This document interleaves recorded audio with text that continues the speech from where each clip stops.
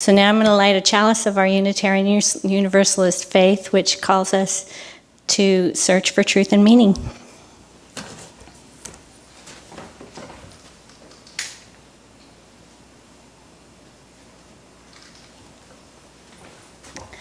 And Paul Schmier is going to come up and introduce our speaker.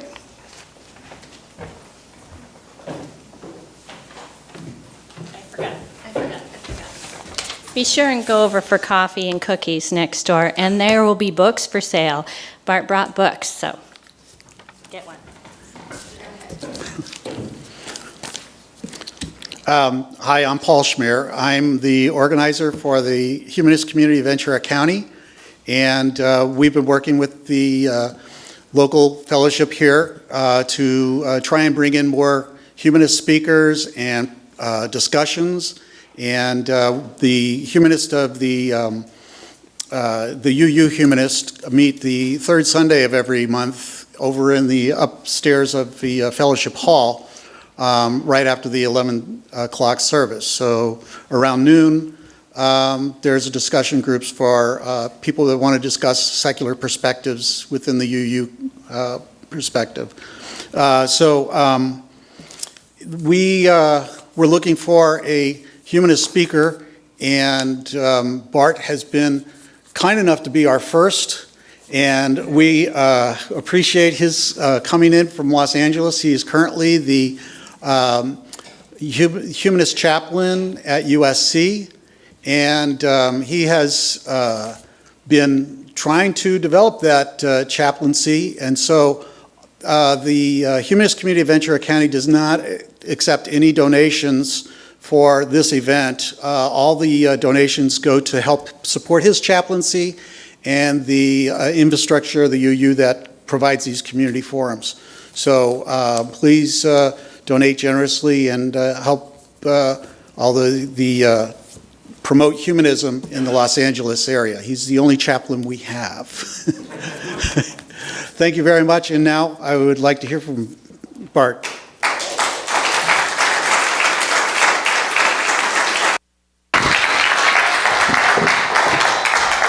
Hello. Oh. Now here's the thing. I can talk from up here, or I can talk from down here. Which feels better? Right here. Far from the microphone. You want up? Let's take a vote. How many go up? What makes you happy? I feel closer to you here. Is it okay if I talk here? You can't see me? I'll keep you right there. So I'm just going to steal this thing. And thanks for having me. I'm so glad to be here. My wife and I drove up from Los Angeles. I was at the reason, it's funny, I'm a little dressier than I usually am, but it was graduation at USC today. And I usually don't go. But one of my students is from Finland, and her parents at the last minute couldn't come. And she was just crying, and she said, I'm going to be all alone at graduation. I said, I'll come and pretend to be your dad. And it's kind of sad because I remember when that would have been a joke, but of course I'm old enough to be her dad, so it wasn't, You remember when you used to be like, I'll pretend, and now it all fits. So I was there, and it's fun to be there. I love being the humanist chaplain at USC. I mean, what that really means is, when I first got there, people thought that what that meant was I was going to go and try to grab all the Christian kids and convince them that there was no God. And it has nothing to do with that. I never mess with those kids. If they're happy in their faith, I leave them alone. What it is half the campus doesn't believe in God.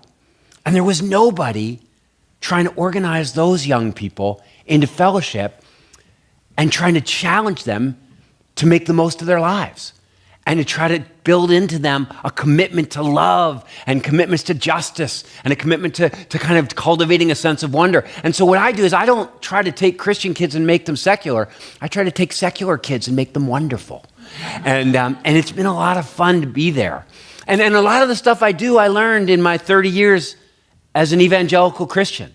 I kind of went through one of those transitions. Some of you can relate.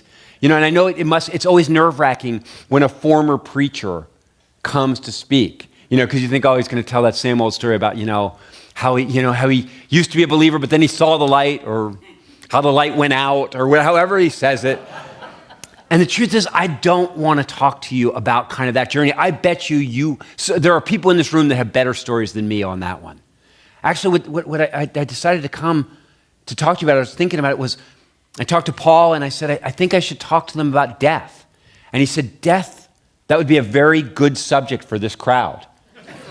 And as I'm looking around, I'm trying to figure that out, but I think I get you.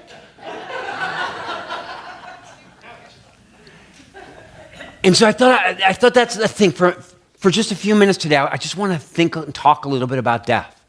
And I was thinking about how I would start. And like any preacher, I thought of a story. It's actually a story from my own life. When I was a little kid growing up, my hero was my older cousin Raymond. Raymond was about 10 years older than me, and he was this charismatic guy. You know, he was one of those guys that wherever he went, people followed him. He was funny, and he was athletic, and he was just, people loved him. And the thing about him is he was easy to look up to, but he was also very nice. And he always made time for his little cousin Bart. You know, he used to take me places.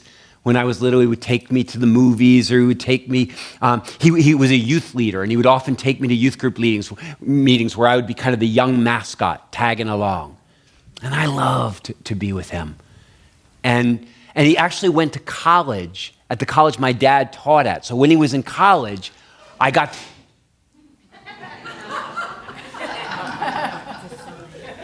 It's a sign. Yeah, so when my cousin was in college, I hung around him all the time. And we became really good friends. And probably the biggest honor of my life was when I was 14 years old. He invited me to be a groomsman in his wedding, which is a big deal. You know, I was there with all the big guys, and there I was, little skinny 14-year-old in my little tux, doing the thing. And and that was Raymond. He was just a wonderful guy. He was not perfect. I want to emphasize, he was not a perfect guy. Actually, he was terrifically irresponsible. He was always late, and he couldn't hold a job. He was always losing jobs. He lost jobs forever. He could get them real easy because he was charming, and then he would lose them because he just wouldn't show up. I mean, as a matter of fact, that wedding that I was in, and this is not a story. He was a half hour late to his own wedding. And we were like, "Where are you? Where were you?" And he said he was playing tennis that morning because he just needed to relax. And as you might expect, that marriage didn't last very long. It didn't make it. But what's funny is even after his wife divorced him, she still liked him.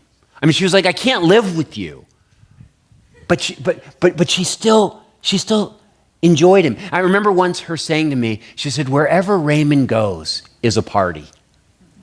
Wouldn't that be a great thing to have somebody say about you? Wherever he goes, it's a party. I mean, he was just that kind of person. You've probably known people like that. Somebody who you would say is just full of life. And he was like that way all the way through. And so when I was in college, myself, I was very shocked when I got a phone call from my mother saying that Raymond had had this massive stroke and that he was in the hospital and he was sure to die. And she said, you need to come home. And so I jumped in the car and drove home from school, and I went right to the hospital where my Aunt Ann was. And the thing about my Raymond was he was the only child of my Aunt Ann. And he was just everything to her. He was the light of her life. And so, you get to the hospital, and he's brain dead. He's hooked up to all these machines. And she was just beside herself. And I remember sitting with her. And this was a long time ago. And this was before organ donation was sort of on your driver's license. Do you remember? Like, it used to be kind of a rare thing. And so what happened was Raymond was this young man, and he was brain dead, and they were keeping him alive in the hopes of harvesting his organs. And the doctors came in, and the nurses came in, and they were talking to my aunt, and they were trying to convince her to sign over because he hadn't signed anything. And I remember her saying to me, "What should I do? What should I do? What do you think I should do?" And of course, the problem is I was a Christian back then. She was a Christian. And depending on what kind of a Christian you are, that can be a hard decision because, she was one who believed in the bodily resurrection of the dead. And so if you believe in the resurrection of the body, you kind of want all the parts there. And so she didn't know what to do. She said, what do you think? What do you think Raymond would have wanted? And I said, I think Raymond would want you to do it. And so she signed over the papers. And they came in and they turned off the machines. And I sat there with my aunt by the bed. And we watched him die. And I don't know if you've ever been in that situation where you're sitting right there watching somebody die. It's a heavy thing. And there we were as he was dying, and we comforted each other by talking about heaven. You know how people do. We comforted each other. Said, oh, he's going to a better place. Oh, he'll be with Jesus soon. And we were saying like, it'll be great. We'll see him again. I mean, he's going ahead of us. You do that sometimes. And I want to make it clear to you, we weren't doing that because we were Christians. We were talking about heaven because we loved Raymond and we missed him. And we desperately wanted to believe that somehow we'd see him again. It's natural, really, when you think about it.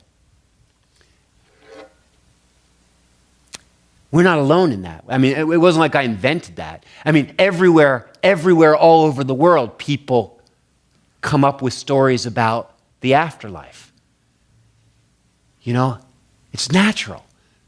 It's funny, my hero these days, my intellectual hero is a guy named Robert Ingersoll. Some of you probably heard of old Robert Ingersoll. He was alive around the time of Abraham Lincoln, and at the time he was the world's greatest orator. And Ingersoll, in one of his speeches, he said this. Actually, in one of his books, he said this. He said, the idea of immortality was not born of any book, nor of any creed, nor of any religion.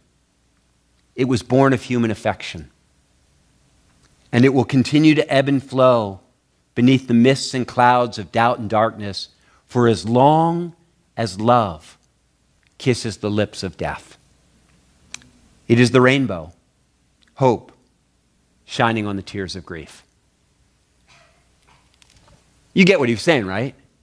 He's saying, look, it's funny because sometimes when you leave Christianity like I did, some of my Christian friends will come back to me and they say like, well, how are you going to be a moral person without Jesus?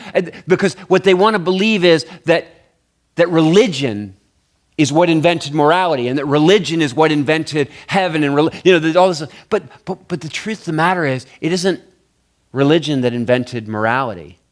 It's morality. It's our moral codes just emerge naturally, and then we invent religions in many ways to try to codify them, to try to make sense of them, tell stories about them. And I got to tell you, it isn't religion that invented heaven. It was people's desperate desire to be with the ones that they love after death. You come up with a story that makes sense of that. And that's what Ingersoll was saying. He was saying, don't make fun of people who believe. I'm around some serious atheists sometimes, and sometimes they're so ugly in the way that they talk about believers. And what Ingersoll was saying is what I know, and that is that secularism, that's a product of education. That's an accomplishment of education. Believing in supernatural forces, believing in life after death, that's entirely natural. That's entirely natural. That comes to us all naturally. That's a result of loving each other. But even though Ingersoll says it's natural, he still questions it. He still says there's a problem. Because he goes on and he says, but here's the problem. He said, but of this one thing I am certain. And that is that if we could live forever here, if there really was eternal life, we would care nothing for each other. The fact that we must die, the fact that this feast must end, is what brings our souls together and treads out the weeds on the paths between our hearts. You get what he's saying there? I mean, I know it's kind of poetic, but what he's saying is listen, if we live forever, there would be no urgency to this life. If we live forever, there would be no need to connect. It is the fact that we have just a short period of time that creates the intense desire to connect with each other. And if you don't believe that, you haven't spent much time in a hospital. See, I mean, before I was the Humanist chaplain, I was an evangelical minister, and I spent a lot of time in hospitals. I've been around a lot of people that are dying. And if you've ever been where somebody's dying, you know what I'm talking about when it comes to this urgency. Because boy, when people know they're at the end of their lives, they do business, don't they? All of a sudden, they're calling in family members that they haven't talked to for 20 years. And they said, listen, I'm sorry. I forgive you. I mean, people forgive each other on their deathbeds. People, they say things like, I always appreciated this, or I always liked this about you, or remember that time. They remember things, and they point out things. And a lot of times, people say things they would have never said before. I don't know how many people have told me that it wasn't until their father was near death or their mother was near death, they said, that was the first time he ever said what? I love you, yeah. You've heard that story, right? It's the urgency. It appears that Ingersoll was right. It appears that in a real sense, love needs a deadline. And so on some level, death is a gift. It may be that death isn't the enemy. We sometimes talk about death like life is a good thing and death is a bad thing. But it may be that death isn't such a bad thing after all. It may be that eternity is the bad thing. That eternity is the enemy. Or the idea of eternity. Because if you think that this life goes on forever, you might not take it seriously enough. So what do you mean? Well, I mean, if we have all eternity and you and I get in a fight, I go like, hey, I'll get around to forgiving her. I'll forgive her in 100 years. I'll forgive her in 1,000 years. I'll forgive her in 10,000 years. It's the deadline that causes us to do the things that are important. Yeah. That maybe the problem with eternity is that it distracts people from the fierce urgency of right now. That it causes us to get lazy and to put off the things that we ought to do right now. Maybe death is a gift. Maybe what we need to do is instead of always trying to avoid the idea and not talk about it and put it off and fight it, maybe we need to embrace our finitude. Maybe we need to just accept that this is it. I think that's not just good sense, by the way. It's good science. You were saying that you heard some science lecturers, right? I got a little science. I'm not a scientist, but I got a little science for you. You ready? See, because here's what I've learned. And I learned this from, have any of you ever heard of a scientist, a biologist named Ursula Goodenough? She wrote this wonderful book called The Sacred Depths of Nature. I love the book. I love her name. I mean, wouldn't that be a great name? Good enough. What a great, I mean, that would be so cool. People say, good enough? And you go like, yes, I am. But Ursula Goodenough wrote in this book, The Sacred Depths of Nature, what she pointed out is that just if you understand kind of the epic of evolution, life is a relatively recent creation, right? That there was a long time, and we don't really know how the first living thing sprang into being. We don't know how it all works. But once there was life, that it was very simple in the beginning. In the beginning, the first living things were what? Single-celled organisms, just little single cells. And they went on like that for a long time. And the interesting thing about single-celled organisms is, do you know how they reproduce? Yeah, say it again. I love the way you said that. It was very authoritative. Binary fission, which means what? They split.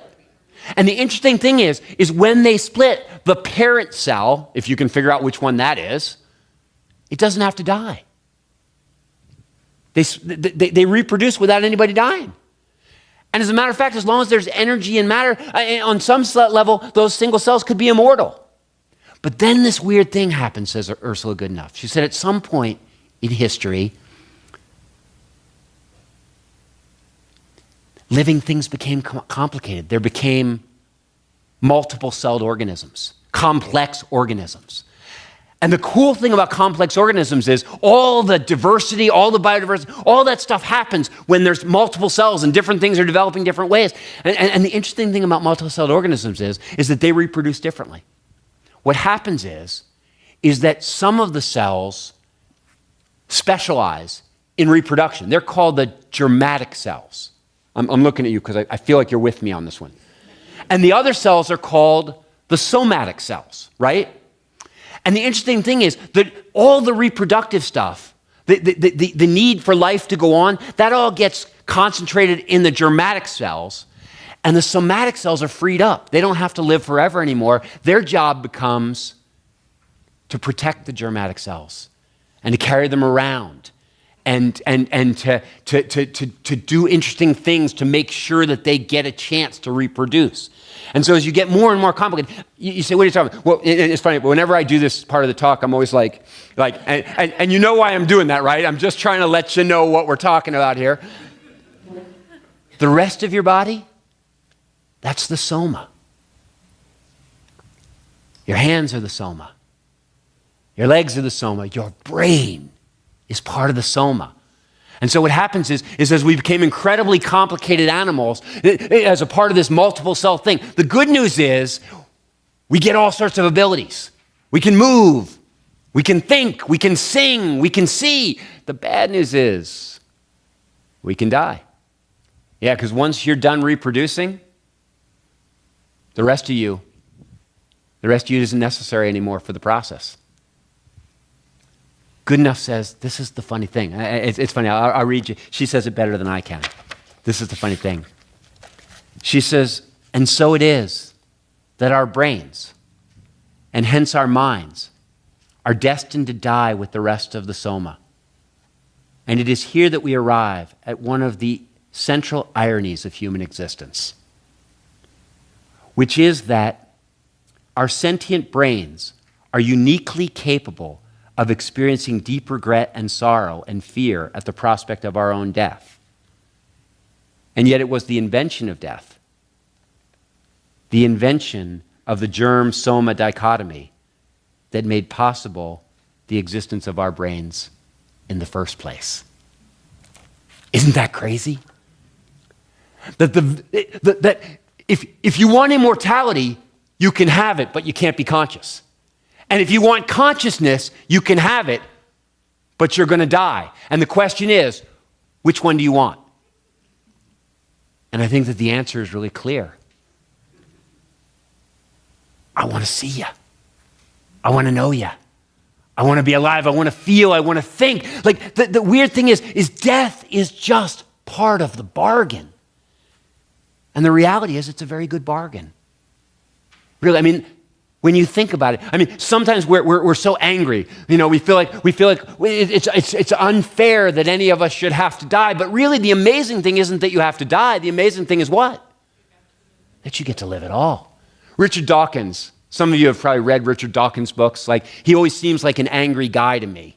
You know, he always seems like a bad cop. I'm a good cop. He seems like but I like him. But Richard Dawkins, I think, said it better than anybody. He said, listen, he said, you have won the cosmic lottery when you really think about it. Out of all the matter and all the energy in all the universe, an incredibly infinitesimal percentage of it ever gets to be alive at all.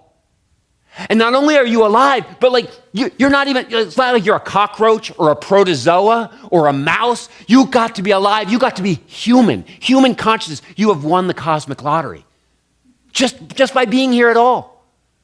I mean, and then even you, not just you, but you, the you that you are. I mean, because I don't know if you know this, but like when you were conceived, the way it works is millions and millions of sperm were there, and they were all racing to the egg. And you won. You're the one that got there, right? You're 1,000,000 to 1 shot, baby, just being here. And so on some level, what Dawkins says is, we should be great. He said the correct attitude that we should have towards death is gratitude. You should be grateful that you're going to die, because what it means is that you got to live in the first place. That's kind of interesting, isn't it? On some level, yeah, and some people say, but death is scary. Actually, death is not scary. I'm not scared of death at all. I mean, non-existence, I'm not scared. I mean, for 13 billion years, I didn't exist. It didn't bother me a bit. I assume that when I'm dead for 13 more billion years, I'll be fine too. It's not the death that bothers me, it's the dying, right? I mean, Woody Allen once said that. He said, I'm not afraid to die, but I just don't want to be there when it happens.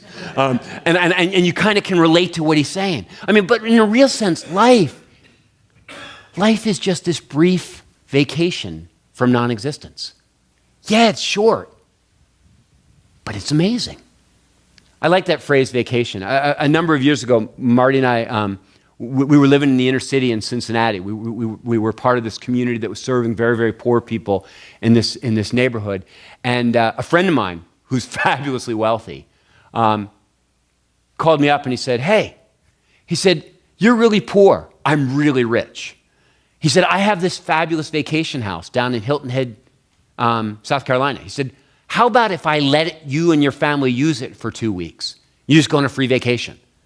I was like, that sounds amazing. And so we did. We packed up the family, packed up the car, and we drove down to Hilton Head, Carolina. And boy, when we walked into this place, I mean, I'm sure some of you are rich, but like, I have never seen a place like this. I mean, it was just unbelievable. I mean, it was granite, everything, and there was a wine cellar, and there was a swimming pool, and one of those showers where like the jets hit you from all angles and make you feel like you're not alone.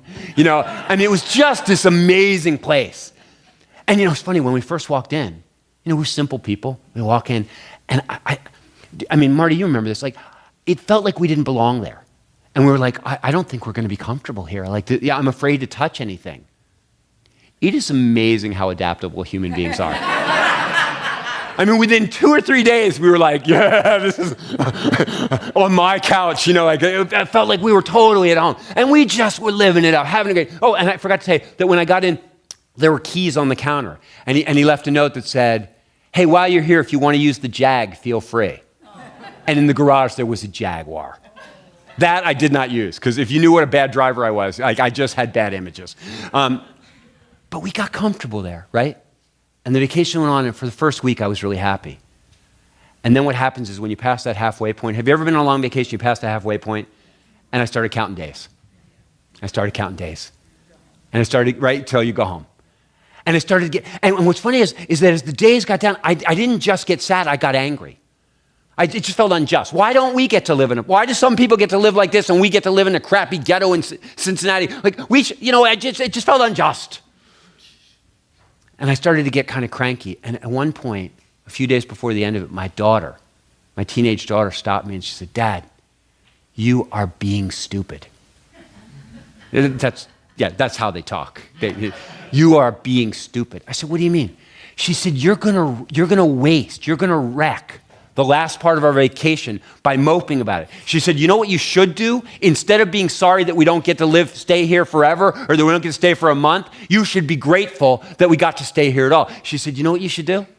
She said, you should live it up. We should go to the beach. We should play miniature golf. We should drink the wine. She's like, we should totally suck the marrow out of this experience. That's pretty smart for a 17-year-old kid, isn't it? And then she said, you know what we should do? And then when it's over, we should clean it up. We should put everything back. And we should put some flowers on the counter with a note for the next people that come that says, I hope you enjoy this place. We hope you enjoy this place as much as we have. That's not a bad metaphor, is it? Live it up and then leave it in good shape for the next people. And that's wise, because what she was saying is like, there's a certain fun when you're walking out of a place like that. She said, imagine the next people. We hope you have as much fun as we did. And you're driving away and you're thinking, hey, they're going to enjoy it too. I mean, what she was telling me to do was, she said, you can get some vicarious enjoyment if you really want to. If you think about the next people, you can be happy even as you leave. I love that, vicarious enjoyment. You know what that's about, right? Have you ever been to a really good movie? Have you ever been to, like, it's funny, I'm looking at you, like, there's some of you that are secularists here, aren't there? And so what that means is there's geeks. There's always, right? Right? You're a geek, aren't you? 100%. Yeah, okay. So here's a little thing for you, my geek friend. When I was a young boy, went to see Star Wars, the original first Star Wars movie, the first day it came out. I was at the theater at 12:01 when it was allowed to be shown. I saw it the first time. Come on, that's impressive when you really think about it. For a Star Wars person, you're like, some people are like, can I touch you? Yeah. So my cousin Raymond took me, okay? Right? So we're there at the Star Wars movie. And I don't know and it was amazing. I mean, it was a packed theater. And if you remember, nobody had ever seen a movie like that before. Nobody had ever seen those kind of special effects before. And so we were just like blown away. And when it's over, I mean, everybody cheered. Everybody cheered at the end of the movie. We all, and then you walk out. And have you ever walked out of a movie like that and there's a bunch of people lined up on the other side of the hallway? What? Waiting to come in. And what do you do as you're walking by those people? What happens? You find yourself what? Smiling, nodding, going, whoa, ho, ho, ho. You're in for it. It's going to be great. What happens is you get excited just thinking about how much fun they're going to have seeing it. And you know what? That's very natural too. We are tribal animals. Our brains are wired up so that we not only take pleasure when something good happens to us, we take pleasure when we see something good happen to somebody else in the tribe. And that ability, that can be cultivated. That can be cultivated. I had a friend who was, I coach people sometimes who are going through religious transitions. And I was coaching somebody who had lost their faith and they were looking for meaning in life. And it became very clear that this person, they were obsessed with their own death and how unfair it was and how wrong it was. And I couldn't get them out of it. And so finally I said, look, here's your assignment. Friday night, I want you to go down to the high school. They'll be having a football game. And I want you to go to the football game. And she said, I don't like football. I said, I don't care. She said, I don't know anybody on the team. I said, that's the point. I want you to walk into the stadium, get a program, and I want you to pick a player and make him yours. Okay? And when he runs out on the field, you cheer for him.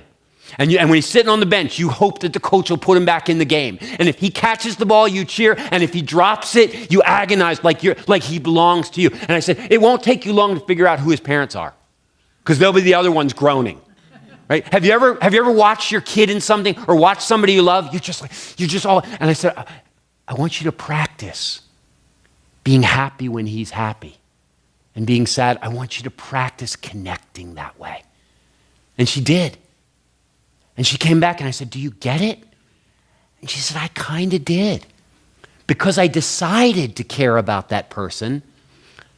Partway through the game, I realized I really did want him to get in. And I really did want him to catch the ball. And I really hoped his team win. And after the game, I watched his parents find him and hugging, and it made me happy that his parents were at the game. You can cultivate that sense of vicarious enjoyment. And I got to tell you something. You would be smart to do so. Because at some point in your life, that's all you'll have. At some point in your life, there'll be nothing left for you to look forward to. You'll be laying in some bed and there'll be not one good thing ahead of you. But if you've cultivated this ability, you'll be able to look at the nurse or the doctor or the kids your niece brings to visit you, and you'll be able to look at them like you're walking out of a movie, and you'll be able to say to them, wow, you are really in for it. I mean, I work at the university, and I'm with these kids, and some of them, I look at them, and I just get so excited. I go like, oh my gosh, you're so young. You're so stupid.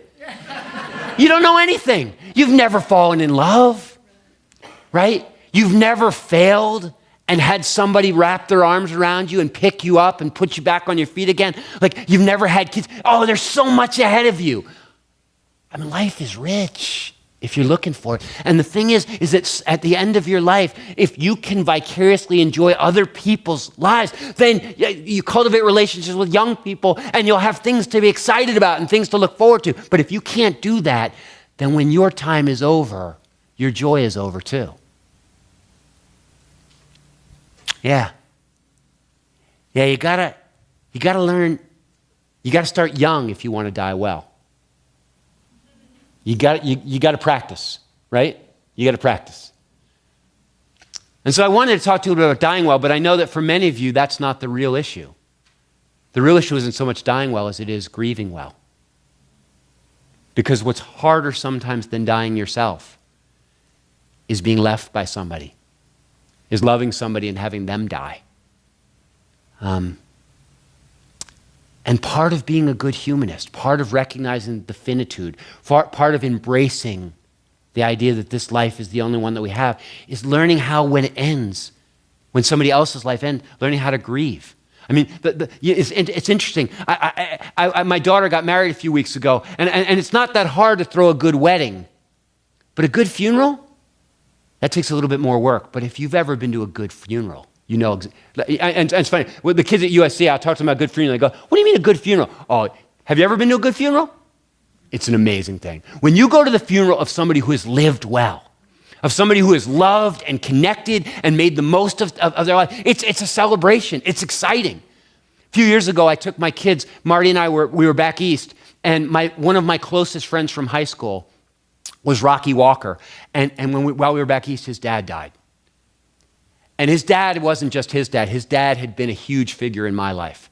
I was in and out of their house all the time. He gave me some of the strongest advice that I ever had. He actually once kept me from marrying the wrong woman. You never forget a guy who saved you from dodging that bullet. And so when Dr. Walker died, Marty and I, we took our kids, and the kids didn't really know him that well. And they said, why do we have to go? We don't know him. I said, that's why you go. I said, by the end of the funeral, you'll know him. And sure enough, I mean, they did the normal, it was a Christian thing, and they preached a little sermon, and we sang the songs. But then the minister got up, and he did what I love. He said, all right now, before we close this out, would anybody like to say anything? Would anybody like to tell a story? Well, this guy was an amazing, I mean, there were 600 people, I think, in the church. It was a full house. And people started to get up. People I didn't even know got up, and they told stories. He was a dentist. And I remember this one person got up and told a story about how when they didn't have enough money, and he saw some stuff wrong with their teeth, and he said, they said, what is it going to cost? And he said, for you, it's not going to cost anything. And he just fixed their teeth because they needed their teeth fixed. And he had stories like that. He had helped people out with money. He'd helped people go to school. Like kids like me. One of my best friends, a guy named George, who didn't have a father. He said, Dr. Walker, he treated me like I was his son. One by one, they got up. It went on for a couple of hours. Finally, the minister got up and he said, listen, we're going to have to close this out. The family's had an incredibly long week. They're very tired. We're going to have to cut this off. And they closed the funeral. Afterwards, we were standing in the back. And I sidled up to Rocky. I said, wow, that was really something. I said, it's probably good that he cut it off. I mean, we'd have been there all day. And Rocky said, oh man, he said, we could have sat there all day. He said, tired? He said, I wasn't tired. He said, I could have listened to that all day. He said, don't you realize I was getting pieces of my dad that I never had? I didn't know all those things either. At a good funeral, you find out who a person really was and what they were. And they're never talking about how much money he made or how big his house was or that deal he closed. They're always talking about the connections and the relationships and the kindnesses. A good funeral is inspiring. I mean, I remember sitting in that funeral and I'm thinking to myself, you know what? I got to live better. I got to become a better person. Because you start thinking, because you know what I want to be sure of? I want to be sure when I die what? A lot of people show up and they say nice things. And you say, but you're secular. You don't believe you'll be there. No. That's the key, is you got to have an imagination. You got to be able to see into a future where you aren't and care about what happens to the kids there and care about what happens to the people there. A good funeral inspires you. Now, it's easy when it's an old guy like Dr. Walker and he's lived a great life. I mean, at a thing like that, you celebrate that a person's made the most of this brief opportunity. It's tougher when it's a kid. I don't know if you've ever been part of something like that where a kid dies, a teenager dies in a car accident, something like that. It's funny, as a religious leader, which is what I am. I mean, you say, but you don't believe in God. I say, yeah, but I think religion isn't so much about what you believe. Religion is the pursuit of life's ultimate questions. And so I'm a religious leader at USC because I help kids try to figure out the answers to life's ultimate questions. Where do we come from? What happens when we die? What makes life meaningful? What makes something right or wrong? Those are big questions. And you know what? The ultimate test for a religious leader is what do you say to a parent when their 2-year-old's been killed? I had that happen a few years ago. A guy called me. I wasn't the one. It was a friend of mine. And he said, Bart, a friend of mine's 2-year-old just died, and I don't know what to say. What do I say? He said it was easier when we were Christians. Those guys, the Christians have it all. What a cheap trick they've got. They can just say, oh, he's gone off to be with Jesus. Oh, God needed another angel or something like that. They can comfort people easily. Well, listen, I was a Christian for 30 years, and that stuff never comforted anybody. Never comforted anybody. God loved your child so much that he took him away from you. There's no comfort. I said, here's the thing you have to understand. You know what you say? You say this. This is a terrible thing. This is a tragedy, unmitigated. There's nothing I can say that can make this better. This is wrong. This is wrong. You got to own it. This is a terrible thing, and it's wrong, and it's not fair. It's not fair, is it? And that's, I think, the other part of embracing finitude, embracing that this life isn't fair. I mean, don't get me wrong. Like, you care, I care, but the universe doesn't care. The universe is cruel and chaotic and random. It is. The amazing thing is that this absolutely unfeeling universe has created human beings, and that we've evolved to the place where we do love each other, but the universe doesn't care. And when a 2-year-old dies, you know that. I said, it isn't fair and it isn't right. Tell him that. And say, like, you know what? It's not right that your kid only lived 2 years. That's not enough. It's not enough. But then I said, you may not be able to give comfort, but you can give a little perspective, because here's the thing you have to say. But as unfair as it is that your kid didn't get to live more than 2 years, it's still a wonder that she got to live at all. Right? It's still a wonder. I said, and the thing is, you standing in front of me grieving and crying and distraught, what that tells me is what? That you loved that child. And I bet she knew it. Sometimes they die in childbirth. Sometimes they die and they don't even make it out of the womb. And you say, well, how do you make sense of that? But you know what? I've been studying the science on that, and it turns out that even babies in utero, oftentimes they feel, they sense, they can tell what's going on. They can be stressed out or they can be comforted. And so if a baby is loved, even if a baby is just wanted, on some kind of non-conscious physical level, they sense it. And I said, you loved your baby, and your baby loved you. Or at least they sensed your love. And that's not nothing. That is something. Your baby wasn't a rock on Jupiter. Your baby wasn't a piece of wood. Your baby was a living thing that got to sense that it was cared about and wanted, and that's not nothing. You say, is it enough? No, it's not enough, but I'll tell you what.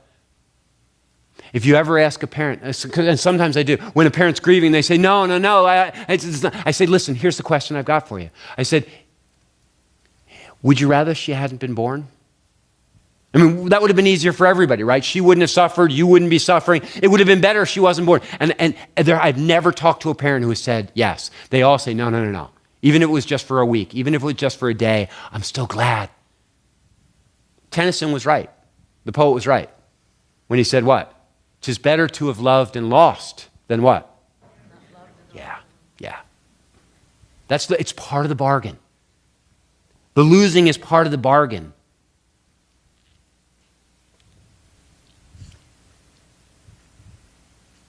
We always want more. But if we're smart, we know better. Because, everybody wants more life, but really, do you want an infinite amount? Every fictional portrayal I've seen of eternity portrays it as what? A curse. Can you imagine living forever?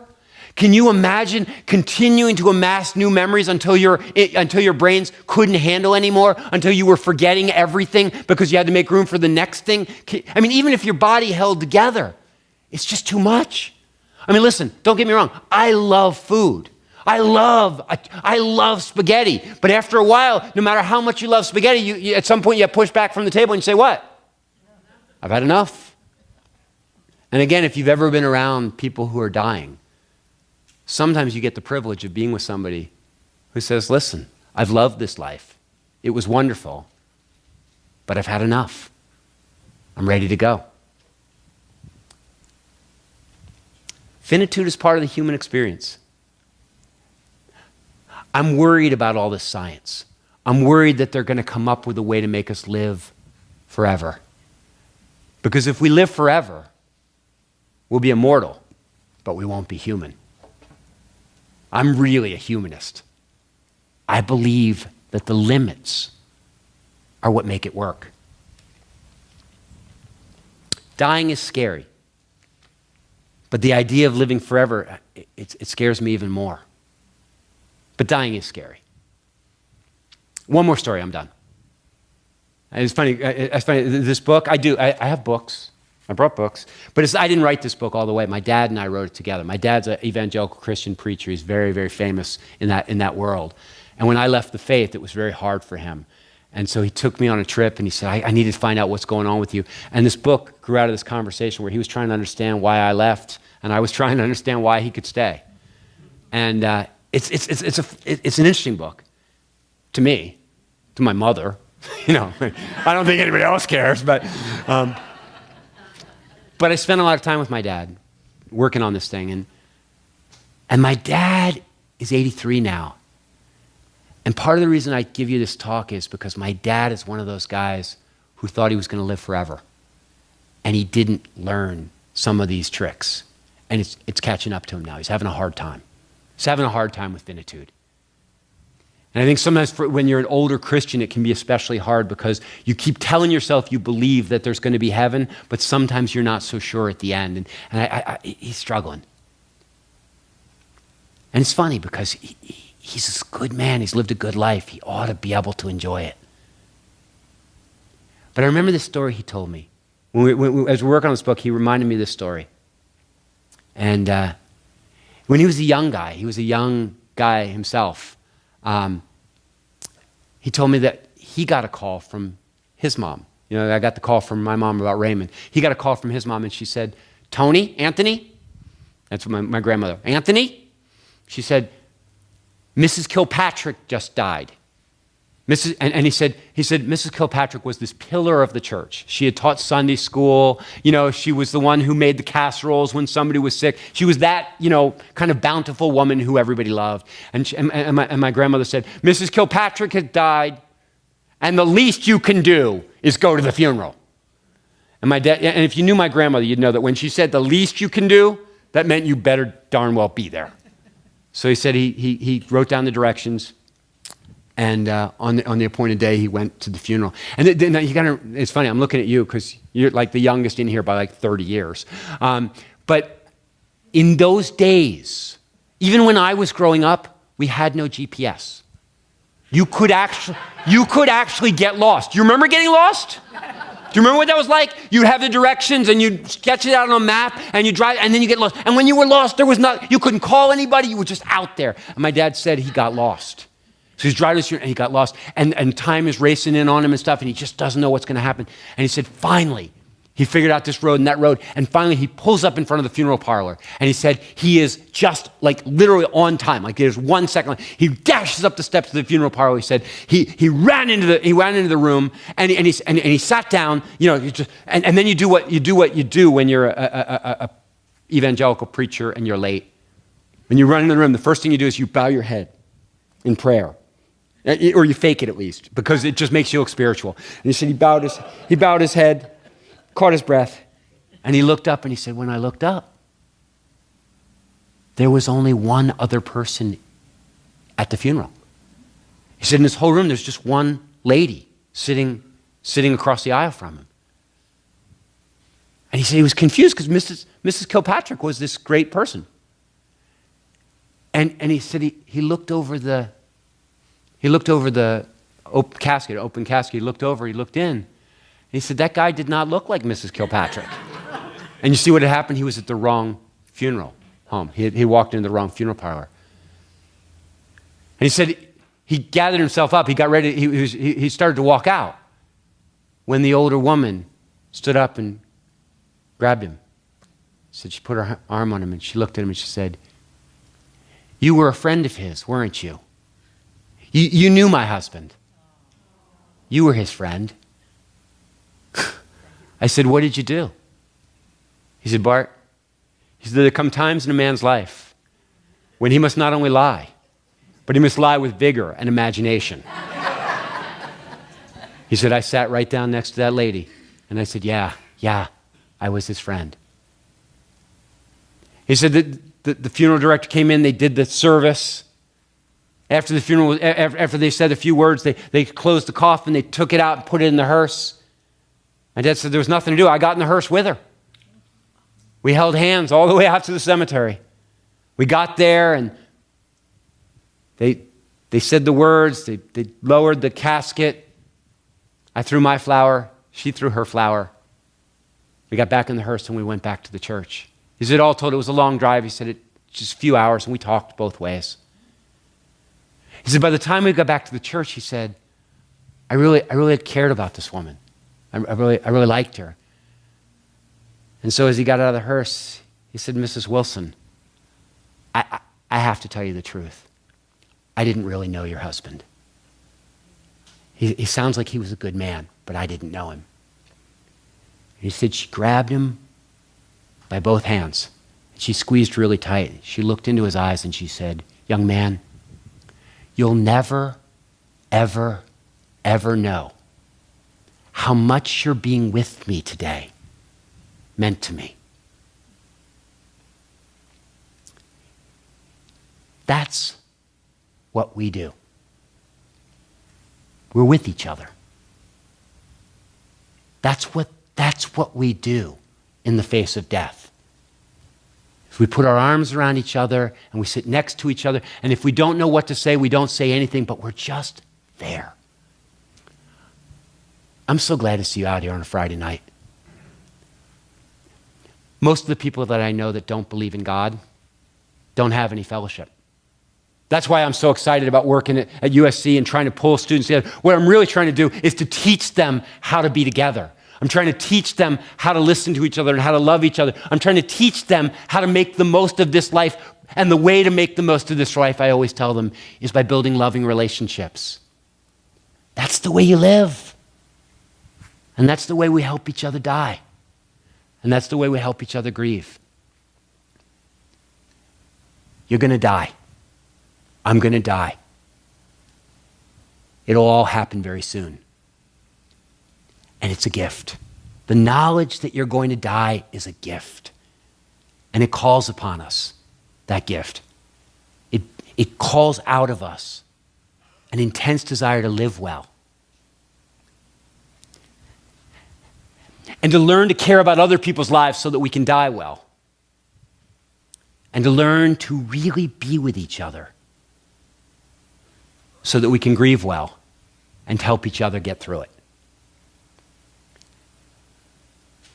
Yeah, that's about all I got to share. But I'm so grateful for you for having me. I thank you for listening to me. I'll be over there if you want to talk afterwards. Thanks so much.